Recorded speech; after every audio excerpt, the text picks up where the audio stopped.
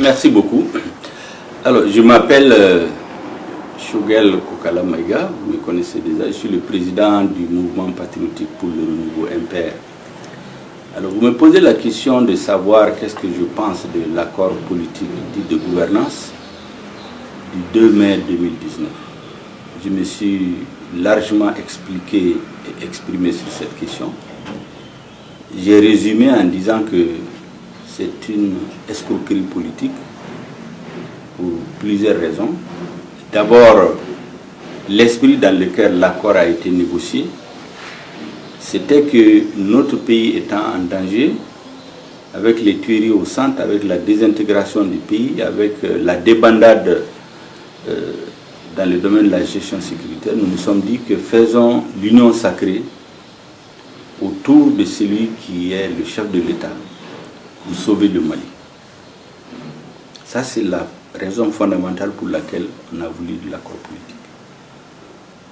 Une fois qu'on s'est entendu sur ça, nous disons que si on se met ensemble pour faire l'union sacrée, ça veut dire l'union de toutes les forces politiques et sociales autour du chef de l'État, donc de tous les Maliens, il faut en ce moment qu'on puisse parler d'une même voix sur un certain nombre de grandes questions. La première, c'est la question de la mise en œuvre de l'accord pour la paix et la réconciliation nationale issu du processus d'Alger, qui manifestement, après 4 ans de mise en œuvre, ne donne pas de résultats et est en train, dans sa mise en œuvre, petit à petit, de nous conduire vers la mise en place des outils de partition de notre pays. Nous avons dit donc qu'il faut que cette fois-ci que les Maliens parlent d'une même voix, qu'on puisse écrire dans l'accord politique que la mise en œuvre de l'accord pour la paix et la réconciliation nationale doit obéir à un certain nombre de logiques, de démarches, parmi lesquelles nous n'accepterons plus désormais, à partir de la signature de l'accord politique de gouvernance, qu'aucun acte ne soit plus posé qui puisse conduire à court, moyen et long terme à la partition du Mali. Que ça soit écrit noir sur blanc et que ça soit clair pour tout le monde. Ça n'a pas été accepté. Le fait de dire qu'on fait l'union sacrée parce que notre pays est en danger, il y a des périls qui pèsent sur la nation, ça n'a pas été accepté. Nous avons demandé aussi que la sécurité des personnes et des biens soit la priorité numéro 1 du nouveau gouvernement, une fois qu'il est installé. Ça n'a pas été accepté. Les priorités, c'est quoi? La mise en œuvre de l'accord pour la paix et la réconciliation nationale, la révision constitutionnelle, ainsi de suite. La sécurité, ils veulent la mettre en 5e position. Nous avons dit qu'il faut un partage de responsabilités. Ça veut dire quoi? Que désormais, une fois que toutes les forces politiques sont impliquées dans la gestion du pays, endossent toutes les conséquences, il faut que dès la formation du gouvernement, on puisse s'entendre d'abord sur le format du gouvernement, les profils de ceux qui vont exercer les fonctions des ministres et peut-être même le nombre. Le reste, des propositions seront faites au chef de l'État parmi lesquelles il va choisir. Donc toute des démarches qui est très cohérente et très logique a été refusée à la dernière minute. Qu'est-ce qu'on nous propose? On justifie l'accord politique de gouvernance par le fait qu'il y a le terrorisme, qu'il y a les grèves. Mais nous avons dit que le terrorisme existe depuis longtemps, il va continuer à exister. Les grèves, c'est des droits constitutionnels, on ne peut pas les empêcher. Ensuite, le fait de ne pas accepter qu'on écrive noir sur blanc que la mise en œuvre de l'accord pour la paix et la réconciliation nationale ne doit induire en aucun cas, ni à court, ni à moyen, ni à long terme, la partition du Mali, ils l'ont refusé. Ils ont refusé qu'il y ait une démarche tendant au partage de responsabilités, tel que je viens de l'expliquer. Mais à partir de ce moment, nous n'avons plus le même esprit. Si on n'a pas le même esprit, on ne peut pas avoir le même texte. Et c'est pour cela que, lorsque le 1er mai, le président du FSD a écrit au chef du gouvernement pour lui dire qu'on ne signe pas l'accord, nous avons été surpris le lendemain, qu'à la cérémonie de signature, on dise que le FSD est présent. Et puis qu'on trompe les gens. Et on met dans l'accord que tous ceux qui signent l'accord soutiennent le gouvernement. On s'est séparés sur ça. Le lendemain, on voit dans la version finale que tous ceux qui signent l'accord, ça veut dire qu'ils sont d'accord pour le dialogue national. Mais qui a dit qu'il est contre le dialogue? Le dialogue a été demandé par tout le monde. C'est le chef de l'État qui l'avait refusé, il a fini par l'accepter. Même si on dit maintenant que c'est à son initiative. Donc voilà les raisons pour lesquelles nous n'avons pas accepté. Parce qu'en réalité, on trompe les gens. La preuve, vous avez vu, ils ont parlé de gouvernement de large ouverture. Sur 38 membres, vous avez 2 qui ont quitté l'opposition. Ça, c'est large ouverture. Ça, ce n'est même pas une ouverture. Ensuite, il y a quelque chose de très grave. Au moment où on parle d'unité nationale, jamais dans l'histoire du Mali, on a mis un gouvernement aussi large. On l'appelle le gouvernement XXL. Vous avez un pan entier du territoire national qui est exclu. De Niafunke jusqu'à Labezanga, aucun cercle, aucune commune, aucun arrondissement n'a un représentant dans le gouvernement. Ça, c'est jamais arrivé dans le Mali. Jamais. Justement, mais est-ce que ce n'est pas vous qui avez refusé d'intégrer ce gouvernement? Mais ce gouvernement, on ne peut pas l'intégrer. Ça veut dire qu'on cherche des gens à qui donner des postes. Nous, ce n'est pas les postes notre problème. Le problème, c'est qu'on s'entende d'abord pourquoi on fait l'accord, quel problème on résout, quel est l'esprit de l'accord, c'est après qu'on fait le gouvernement. De toutes les façons, le gouvernement, c'est 20-30 membres. Tout le monde ne peut pas être là-dedans. Et puis, on peut soutenir un gouvernement sans y être. Nous avons eu à soutenir le gouvernement de Ibeka au début de son premier mandat, sans être dans le gouvernement. Tout le monde ne peut pas être, mais si l'esprit est bon, si on s'entend sur ça. Deuxièmement, toute la boucle du Niger qui a été exclue du gouvernement. Mais ça, ce n'est pas une histoire de parti. On peut trouver des personnalités. Bref, c'est simplement pour vous montrer que, en réalité, tout a été fait dans la tricherie, dans les jeux, dans la ruse. Et finalement, ils sont tombés dans leur propre piège. 2 opposants sur un gouvernement de 38 membres. Des pans entiers du territoire national exclus, n'étant pas représentés dans le gouvernement. Des problèmes dont le gouvernement s'occupe. Mais le terrorisme, ce n'est pas nous qui allons y mettre fin. Les grèves vont continuer parce que c'est des droits constitutionnels. Voilà pourquoi nous n'avons pas signé l'accord. Et je pense que nous avons bien fait de ne pas le signer. Parce que ce n'est pas honnête. Les bases sur lesquelles l'accord a été fait, ce n'étaient pas des bases sincères ni des bases honnêtes. On cherchait des gens qui voulaient rentrer dans le gouvernement pour leur donner des postes. Or, ce n'était pas ça notre objectif. Alors, que pensez-vous du dialogue politique national inclusif qui est en jeu? Vous regardez dans le dialogue, dans l'accord, disons, l'accord politique dit de gouvernance. L'accord a prévu 2 choses qui n'ont pas été faites comme prévu, qui vous montrent le manque de sérieux. L'accord avait prévu, par exemple, que le dialogue, au moment de la rupture, c'était dans 2 semaines après la signature de l'accord. On devait engager le processus de mise en œuvre du dialogue. À la date d'aujourd'hui, personne ne sait quand le dialogue va se tenir, quels sont les termes de référence, sur quoi il va se tenir, comment les engagements vont être mis en place, quels sont les participants. On a fait mai, juin, juillet, août, ça fait 3 mois. Or que c'était prévu de le faire en 2 semaines. La prolongation du mandat des députés, c'était prévu dans l'accord dit de gouvernance, que c'est un sujet qui va être discuté au niveau du dialogue. Ils ont signé l'accord le 2 mai. En juin, ils ont prolongé le mandat des députés. Le 7 juin, le gouvernement a pris un décret pour prolonger le mandat des députés. Ce qui montre nettement qu'il n'y a rien de sérieux. L'accord a été signé uniquement pour tromper les Maliens et pour donner des postes de ministres à ceux qui voulaient de ça et qui cessent de les critiquer. Si vous remarquez d'ailleurs, les gens remarquent que c'est les plus virulents opposants au pouvoir pendant tout son mandat, y compris sur la révision constitutionnelle, c'est eux qu'on a mis.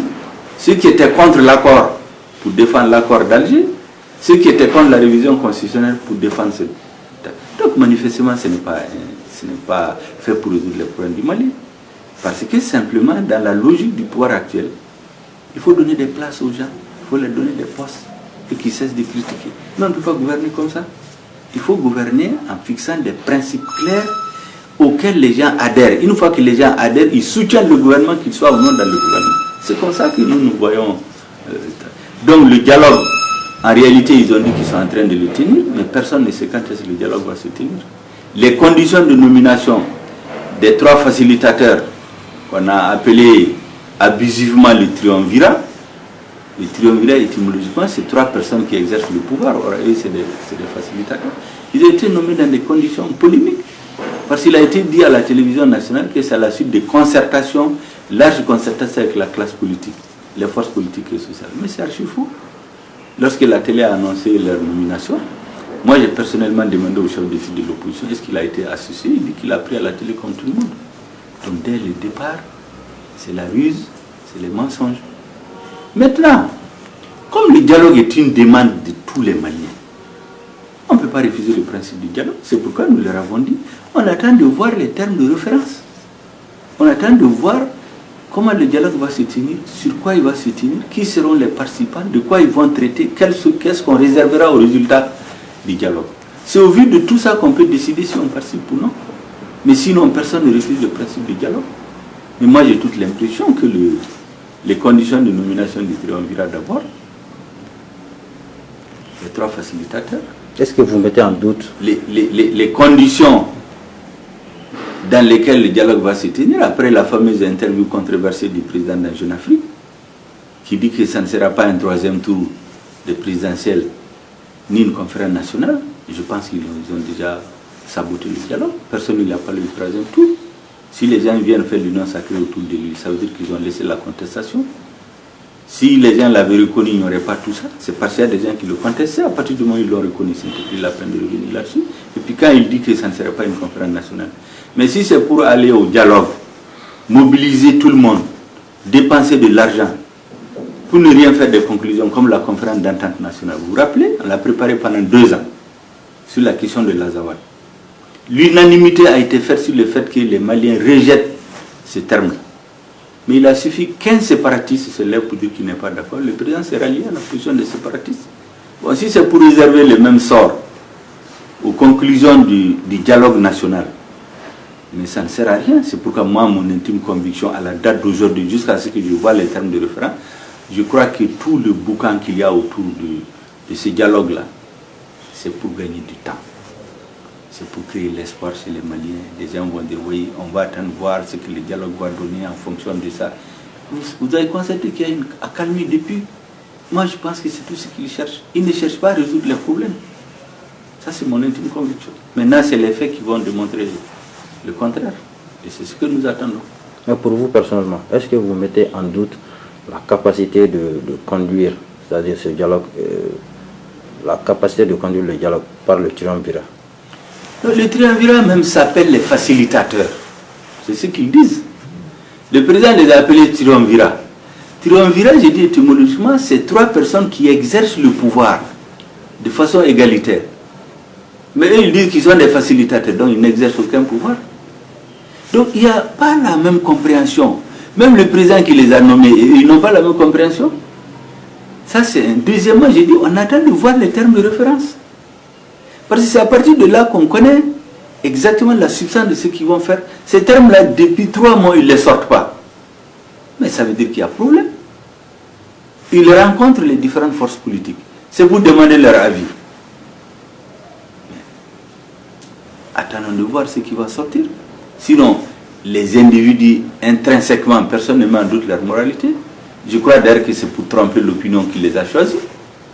Compte tenu de leur notoriété, de leur personnalité, il s'est dit, bon, en choisissant ceci, ça va me donner du temps, ça va calmer les gens. Mais s'il n'y a rien au bout du compte, ça ne sert à rien. La preuve, c'est que Baba Akim Haïdara, il avait choisi pour préparer et diriger la conférence d'entente nationale. Elle s'est tenue, il y a eu des résolutions, mais il n'y a aucune suite. Donc, on est obligé d'être sur nos gardes, pour ne pas dire d'être sceptique, jusqu'à ce qu'on voit quelque chose de concret. D'accord. Alors, présentement, il y a une question qui fait parler beaucoup de personnes. C'est la loi d'entente nationale. Que pensez-vous de cette loi? La loi d'entente nationale telle qu'elle a été présentée, débattue et votée, moi j'ai dit que c'est un acte de trahison en réalité.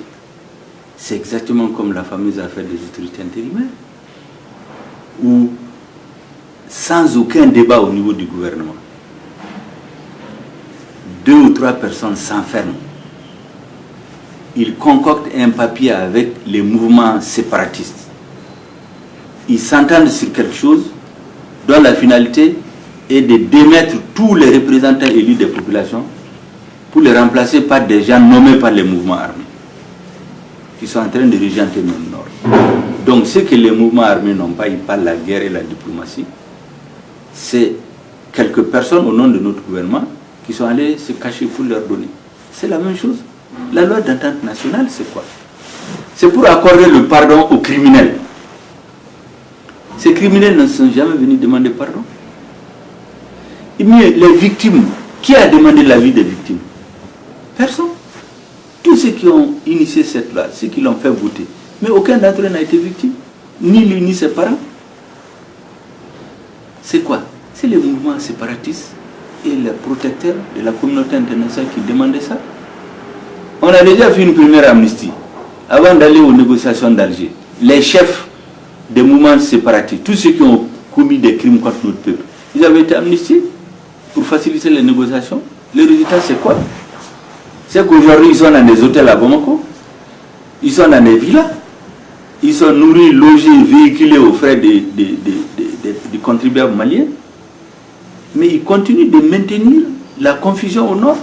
Ils refusent l'État à Kidal, ils refusent l'État à Tombouctou, ils refusent l'État à Gao, mais ils sont là. Donc l'amnistie a servi à quoi? C'est la même chose. Des criminels qui n'ont pas demandé pardon. On n'a pas demandé l'avis des victimes. Des gens qui ne sont ni, ils considèrent qu'ils ne sont pas criminels, ils ne sont pas victimes, se réunissent, ils disent qu'au nom du peuple malien, ils ont décidé d'accorder pardon. Et puis ce qui est grave, quels sont ceux qui accordent ce pardon? Mais allez-y regarder. C'est les représentants des autorités encore. Ce n'est pas le peuple. Mais c'est pourquoi j'ai dit que c'est des actes de trahison purs, bonne et due forme. Cette élection n'a même pas fait l'objet de débat. Ils se sont cachés pour le voter, et à l'unanimité. Depuis quand vous avez vu l'unanimité dans une assemblée qui est autant diversifiée? Depuis quand? Pour une cause qui n'est pas une cause nationale, mais c'est pour arranger des gens qui ont commis des crimes contre notre peuple. S'ils demandent pardon, il n'y a pas de problème. Les gens essaient de nous avancer le cadre de l'Algérie. Mais en Algérie, l'État a d'abord vaincu les terroristes. Une fois qu'il les a vaincus, il a offert la possibilité de demander pardon. Une fois que tu demandes pardon, le peuple t'accorde le pardon, à condition que tu quittes le jeu des terroristes, pour que tu rejoignes la paix civile. Mais chez nous, il n'y a rien de tout ça. Ils n'ont rien négocié avec personne. Ils votent des lois comme ça. Et désormais, tous les gens qui ont humilié les populations de Gao, de Tombouctou, de Kidal, de Menaka, de partout, mais ils peuvent aujourd'hui se pavaner partout, personne ne peut rien contre eux. Mais à votre avis, comment devrait-il s'y prendre? Il ne devait même pas poser cette question-là aujourd'hui. La priorité de l'État aujourd'hui, ce n'est pas d'accorder l'amnistie à des criminels. Ce n'est pas ça la priorité. La priorité du gouvernement, c'est d'abord instaurer l'autorité de l'État sur l'ensemble du territoire national. La sécurité des personnes et des biens, l'obtenir. Deuxièmement, poser cette question qui est un large débat national là-dessus, et non que quelques personnes se retrouvent dans une salle pour voter au nom des victimes. Allez-y, demandez l'avis des victimes, qu'on envoie des délégations sur le terrain. Ensuite, que les criminels se fassent connaître, qu'on connaisse leur nombre, qu'on connaisse éventuellement quels sont les crimes qu'on peut leur reprocher. C'est en ce moment qu'on engage une procédure de pardon au nom du peuple pour retrouver la paix civile. Mais ce qu'on fait là, c'est du bricolage. Comme j'ai dit, on a amnistié les chefs des mouvements séparatistes. En contrepartie, jusqu'à présent, ils continuent de refuser le drapeau du Mali.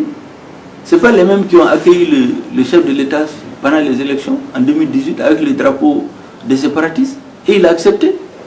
En Algérie, pour moins que ça, on met les gens en prison.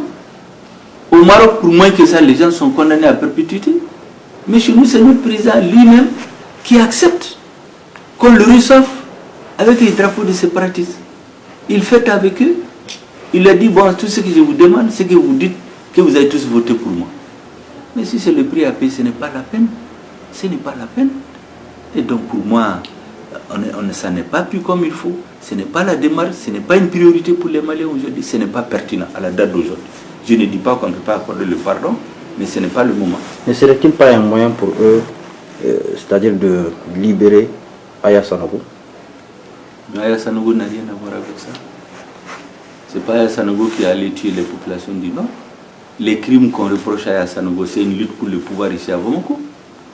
C'est les militaires entre eux. Quand les militaires se battent avec les armes, il y en a qui meurent, d'autres survivent, mais ça, ils n'ont qu'à régler. Mais ça, et puis si c'est ça, ils n'ont qu'à l'assumer.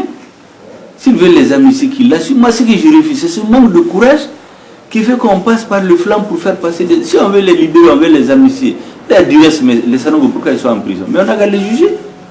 Oui. Une fois qu'on les juge, si on veut, on les amnistie. Au nom de la réconciliation. Moi, je suis sûr que si c'est bien expliqué, le pardon, le sens du pardon, moi, je ne vois pas de malin qui va s'opposer. Qu'on indemnise les victimes et puis qu'on tourne la page, ça a l'avantage d'être clair et ça contribue à la réconciliation. Mais on ne peut pas voter une loi pour des criminels qu'on ne connaît pas, qui n'ont demandé pardon à personne, qu'on n'a pas identifié. C'est une loi générique dans laquelle tout le monde se met maintenant. Mais vous avez des députés dans l'Assemblée nationale. N'ont-ils pas voté cette loi?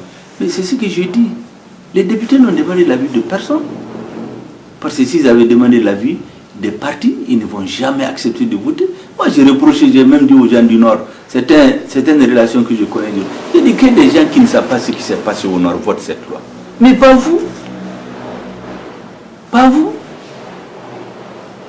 Mais le problème au Mali, c'est que les députés ne représentent plus la population. Il faut que ça... Ce n'est plus des députés. C'est des fonctionnaires au service du pouvoir qui a prolongé leur mandat, qui leur donne des indemnités. Ils ne parlent plus au nom du peuple.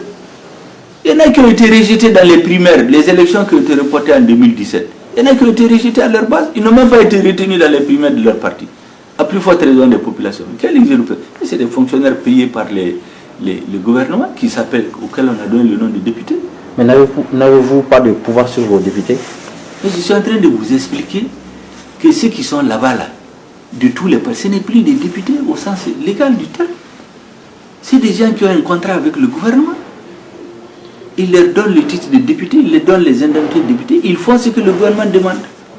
Mais ils sont toujours dans votre parti politique. Non, je suis en train de vous expliquer qu'aucun député n'agit au nom de son parti aujourd'hui.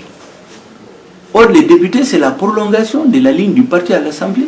Mais quand un député va voter une loi sans discuter avec son parti, tous les partis de l'opposition avaient demandé à les députés de voter contre la prolongation du mandat des députés. Mais vous avez vu qu'il y a beaucoup qui ont voté pour. Les moins courageux ont fait abstention. Mais ça ne correspond pas à la ligne du parti. Donc les gens font ce qu'ils veulent là-bas. Ils ont un accord avec le gouvernement qui leur a ajouté un mandat à la place du peuple par un décret. Donc ils rendent compte au gouvernement, ils ne rendent plus. Ils parlent au nom du gouvernement, pas au nom du peuple. Mais si vous étiez ministre à l'heure d'aujourd'hui, est-ce que vous allez dénoncer de la sorte? Si j'étais ministre, il faut d'abord que je sois ministre. Moi, j'ai toujours assumé mes opinions. Vous pouvez demander, même quand j'étais dans le gouvernement.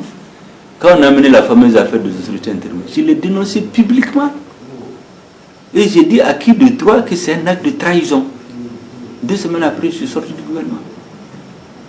Moi, je ne l'aurais jamais accepté. Je l'aurais dit. Mais ce qu'il faut comprendre, c'est que quand on est dans un gouvernement, il ne s'agit pas de dire que tout ce avec quoi vous n'êtes pas d'accord ne va pas se faire. Le gouvernement, c'est la collégialité. Vous pouvez avoir une opinion qui n'est pas majoritaire, qui n'est même pas pertinente. Mais il y a des questions fondamentales sur lesquelles on ne peut pas transiger. En ce moment, vous dénoncez publiquement, ou bien on vous sort, ou bien vous sortez. Je suis convaincu que cette question d'amnistie accordée à ces criminels, telle que ça a été présenté, je ne dis pas que dans le principe on ne doit pas le faire, mais ce n'est pas le moment, ce n'est pas pertinent aujourd'hui. Une fois que l'État a le contrôle de son territoire, la paix civile revient petit à petit, c'est des questions qui peuvent se poser. L'étape suivante, c'est de faire le débat au niveau national pour que la population l'accepte. Dans le principe. L'écrasante majorité de la population l'accepte. En ce moment, le reste, ce n'est qu'une histoire de procédure législative. Ensuite, que les criminels, au moins les plus connus, au moins disent qu'ils veulent le pardon. C'est ça la démarche qu'il faut. Maintenant, le reste, le gouvernement, de toute façon, celle que nous voyons aujourd'hui, tout est fait seulement pour donner satisfaction aux séparatistes. C'est comme je dis, même la fameuse révision constitutionnelle, c'est fait pour ça. Justement, nous allons y en venir. Nous allons parler de l'accord politique, du dialogue politique national inclusif. de la loi d'attente nationale et même de la prorogation des mandats des députés. Nous savons que tout ceci est fait uniquement pour la révision constitutionnelle. Qu'en pensez-vous? C'est très clair. Tout ce qui est en train d'être fait depuis 6 mois, l'accord politique dit de gouvernance, dans sa version actuelle, la prolongation du mandat des députés, la loi dite d'entente nationale, le dialogue national que les gens ont demandé dont on ne connaît pas le contenu, il y a une seule finalité. C'est de faire passer la pilule de la révision constitutionnelle. Une fois qu'elle passe là, ils n'auront besoin de personne. Ils vont prendre des décrets, ils vont prendre des lois, ils vont prendre des arrêtés, ils vont faire des ententes pour organiser, pour mettre sur pied les outils de la partition du Mali. Il ne faut pas que quelqu'un doute de ça. Pour vous donner, pour que vous compreniez exactement qu'est-ce qu'ils veulent, allez-y lire la dernière version du projet de révision constitutionnelle, la toute dernière version. Mais il y a des choses là-dedans qui sont scandaleuses. Vous savez que dans le serment du président de la République, le bout de phrase où le président s'engage à respecter et faire respecter la Constitution a disparu. Vous croyez que c'est par hasard? C'était écrit, on l'enlève. Mais parce qu'il y a des actes qui sont en train d'être posés et qui vont être posés, qui ne vont pas dans le sens du respect de la Constitution. Donc on les met déjà dans la Constitution pour mettre les garde-fous. Vous n'avez jamais vu que dans une Constitution, on va oser mettre la répartition des ressources issues de l'exploitation minière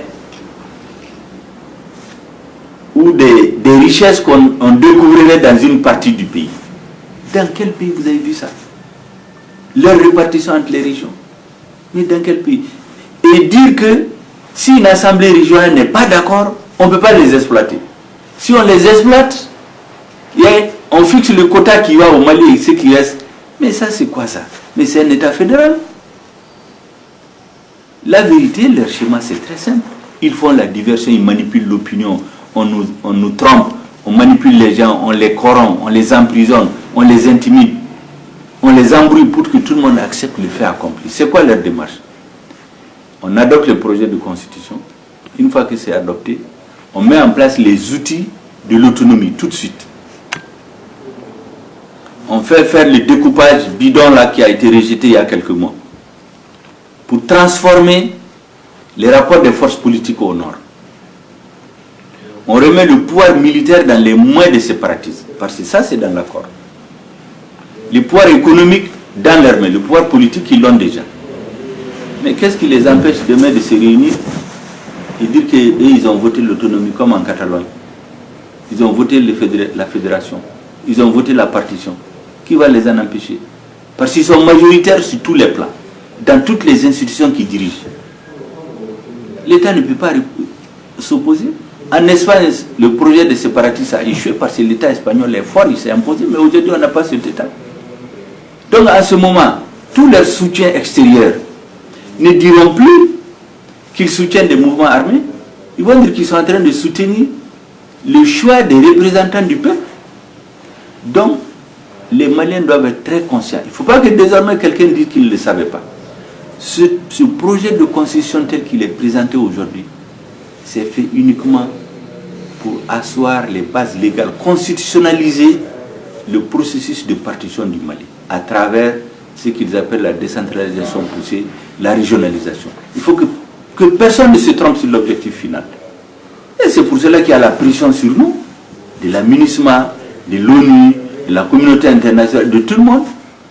Et les séparatistes et notre gouvernement ne demandent pas l'avis de son peuple. Il fait tout ce qu'on lui dit de faire. Et lorsque j'ai dit le processus de partition du pays va être consommé, d'ici 2023, Dieu nous en garde. Mais ceux qui ont été les artisans de ça, mais ils ne seront plus là. Beaucoup d'entre eux vont à la retraite. D'autres, on va les récompenser pour les envoyer dans les organisations internationales. Peut-être d'autres ne seront même pas en vie. Et les Maliens vont faire quoi? C'est en ce moment qu'ils vont se mordre le doigt. Donc c'est maintenant qu'on doit dire non. C'est maintenant que les Maliens doivent dire non. On ne peut pas accepter qu'on trimballe notre peuple pour donner satisfaction à des groupes séparatistes qui ont pris en otage les populations de Kidal. Ils ont pris en otage les populations de Gao. Les populations de Tombouctou, les populations de Menaka et de Taoudéni, ces populations sont prises en otage aujourd'hui. Ceux qui parlent là ne parlent pas en leur nom. Vous avez vu l'exploitation minière, déjà ça a commencé à Kidal. Tout le monde est au courant de l'or qu'on exploite là-bas. Qui contrôle ça? L'or qu'on met dans des sacs qu'on amène à Bamako toutes les semaines. Qui le contrôle? Qui a autorisé, qui a exploité? Ça a commencé déjà. Mais on n'en parle pas parce que c'est des sujets tabous. Mais il faut en parler. Voilà pourquoi moi je m'élève contre ce qui est en train de se passer.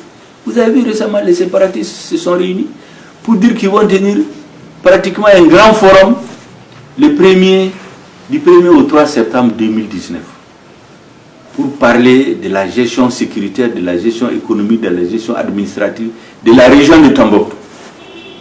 Mais quand tu lis tout ce qu'ils sont en train de faire, mais c'est comme un État dans l'État malien. Et imaginez-vous ce qu'on apprend, qui est un scandale. Il paraîtrait que c'est l'État qui va financer ça, ce forum-là, au motif que c'est une rencontre intercommunautaire. Mais ces genres de rencontres, on ne doit pas les accepter. Si les gens sont sincères, qu'ils sont dans la logique de mise en œuvre de l'accord pour la paix et la réconciliation nationale, ces forums-là sont inappropriés. Parce que quand vous entendez les discours qu'ils tiennent, les résolutions qu'ils prennent, mais c'est un État en réalité dans l'État. Ils ont tenu le dernier forum du 22 au 23 février 2019, mais le discours qu'ils ont tenu à la fin est là. Vous avez les drapeaux des séparatistes, les drapeaux du Mali étaient par terre, on marchait là-dessus. Et l'État ferme les yeux sur tout ça. Pendant ce moment, on nous montre à la télé des réceptions, des cérémonies, des cérémoniales, des décorations, des distributions de dons, des distributions de galons. Mais c'est très grave. On a l'impression, quand tu regardes la télé, que tu n'es pas dans un pays en guerre. Mais c'est très grave. C'est ce que nous ne devons pas accepter. Voilà ce que je voulais dire à propos de cette question-là. Alors, il y a 2 ans, vous étiez dans le gouvernement et le peuple avait contesté la révision constitutionnelle. Est-ce qu'à l'époque, vous étiez contre? Moi, je n'étais pas dans le gouvernement d'abord au moment de la révision, mais j'étais dans la majorité. Nous avons contesté. Moi, j'ai un courrier que j'ai adressé personnellement au chef de l'État pour lui dire que cette révision, il y a des choses là-dedans qui ne sont pas acceptables. Donc, à ce sujet, il n'y a même pas de débat. Mais même ceux qui étaient dans le gouvernement, en réalité, on n'a pas demandé leur avis. Vous avez appris ce qui s'est passé. Il n'y a eu aucun débat en Conseil des ministres. Ils ont convoqué un Conseil des ministres extraordinaire. Le Premier ministre est venu lire une déclaration. Ils ont applaudi, on a levé la séance. Aucun ministre n'a vu le projet de constitution. Aucun débat n'a eu lieu. C'est quand c'est allé à l'Assemblée que certains ministres l'ont vu. Mais ça, c'est quoi la République, ça? Et puis après 60 ans, on sort près de 600 millions de caisses de l'État pour aller donner à un avocat étranger pour qu'il écrive une constitution. Mais c'est une insulte pour les cadres maliens. À l'indépendance, on n'avait pas autant de cas, on a écrit nous-mêmes notre constitution. On a écrit notre constitution en 1974, on a écrit une constitution en 1991. Même si on a photocopié la constitution française, mais au moins on a présenté ça au Mali. Mais cette fois-ci, c'est un avocat étranger qui écrit une constitution pour le Mali et on veut le faire adopter. Mais c'est très grave. C'est pour cela qu'en son temps, à juste titre, les Maliens se sont mobilisés. Moi, j'ai des dizaines et des dizaines de militants de mon parti qui étaient dans les manifestations, malgré qu'on était dans la majorité. Et donc ça, ce n'est plus une question. Et puis de toutes les façons, ce que moi je veux que les Maliens comprennent, supposons même qu'on soit dans le gouvernement, mais il y a des choses qui ne sont pas acceptables, il faut dire qu'on ne les accepte pas. Parce que dans le gouvernement n'est pas une fin en soi. On peut dans le gouvernement contester des choses. Ça ne veut pas dire que vous êtes contre le président. Si vous voyez qu'on est en train de trahir votre pays, mais vous pouvez le dire sans offenser personne. Et si vous n'êtes pas d'accord, vous sortez pour dénoncer. Moi, c'est ce que je suis en train de faire. Ce qui est en train de se faire, c'est un processus de trahison de notre pays qui est mis en place pour aboutir à la partition du pays.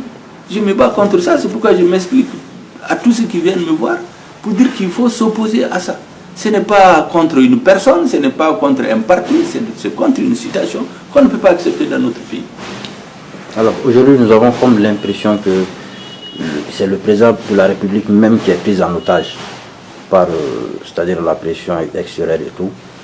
Si vous avez un message pour lui, ça serait lequel? Vous savez, quand vous entendez les gens dire le président est mal conseillé, le président prend les conseils qu'il veut. Quand il sait que vous ne lui donnez pas les conseils qu'il veut entendre, il ne vous reçoit même pas.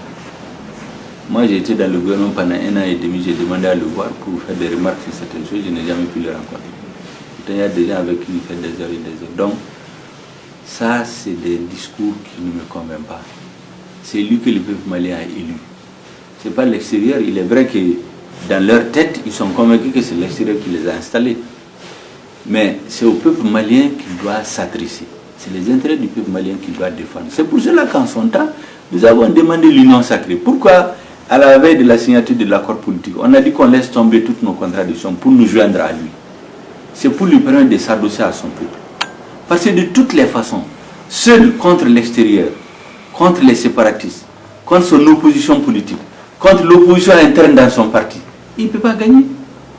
Donc la solution, c'est l'union sacrée de tous les Maliens pour sauver notre pays des périls qui pèsent sur lui. Il n'y a que ça qui peut le sauver, qui peut sauver notre pays. Parce que les partenaires extérieurs dont on parle, mais ils n'ont pas peur des gouvernants.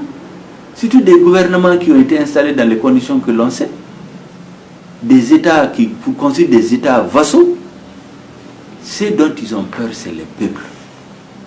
Je vous jure qu'aujourd'hui, sur les 4 millions de Bamako, s'il y a 1 million dans la rue pendant 2 jours, les choses vont changer.